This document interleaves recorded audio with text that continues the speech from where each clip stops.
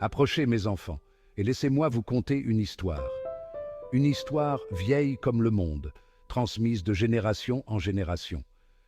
C'est l'histoire de l'Arche de Noé, un récit de foi, de courage et du lien indéfectible entre l'humanité et la nature.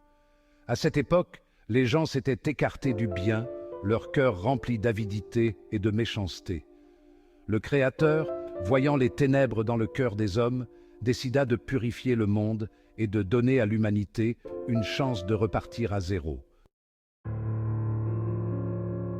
Au milieu des ténèbres, il y avait un homme bon, Noé.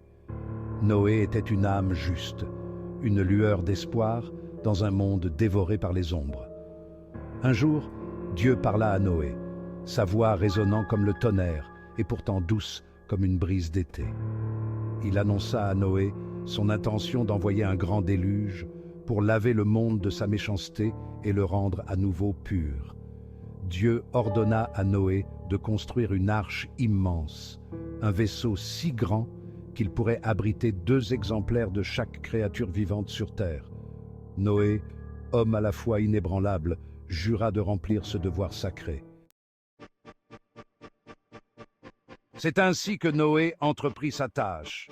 Il rassembla ses fils, hommes de force et de loyauté, et ensemble, ils se mirent à construire l'arche. Ils abattirent des arbres immenses, leurs haches résonnant à travers la forêt. Ils taillèrent et façonnèrent le bois avec une détermination sans faille, les mains couvertes d'ampoules, le front ruisselant de sueur. Les gens se moquèrent de l'entreprise de Noé, mais Noé, imperturbable, restait ferme dans sa foi, sa résolution renforcée par la promesse de Dieu. L'arche commença à prendre forme, un témoignage de la volonté humaine et de l'espoir au milieu des nuages orageux qui s'amoncelaient. Alors que l'arche était presque terminée, un événement extraordinaire se produisit. Des confins de la terre, les animaux commencèrent à arriver. 2 par 2, ils vinrent, une procession de la vie dans ses formes les plus diverses et les plus merveilleuses.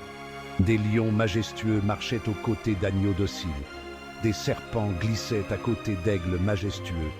Noé et ses fils accueillirent chaque créature, les guidant vers leur place désignée à l'intérieur de l'arche. L'arche, autrefois un vaisseau vide, grouillait maintenant de vie, un sanctuaire flottant pour la création de Dieu. Une fois les animaux en sécurité à bord, un silence se fit sur l'arche. Le ciel était traversé de nuages sombres et menaçants alors que la pluie commençait à tomber. Et alors, le déluge commença. La pluie ne tomba pas comme une douce averse, mais comme un torrent impétueux, un déluge comme le monde n'en avait jamais vu.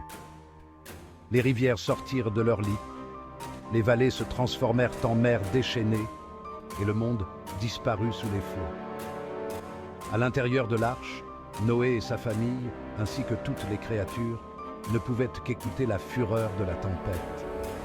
Pendant 40 jours et 40 nuits, la pluie tomba sans relâche. Le monde extérieur était un chaos, mais à l'intérieur de l'arche, il y avait la vie, un témoignage de foi et d'obéissance. Ils priaient pour que la tempête passe, pour que le monde retrouve la paix. Et aussi soudainement qu'elle avait commencé, la pluie cessa.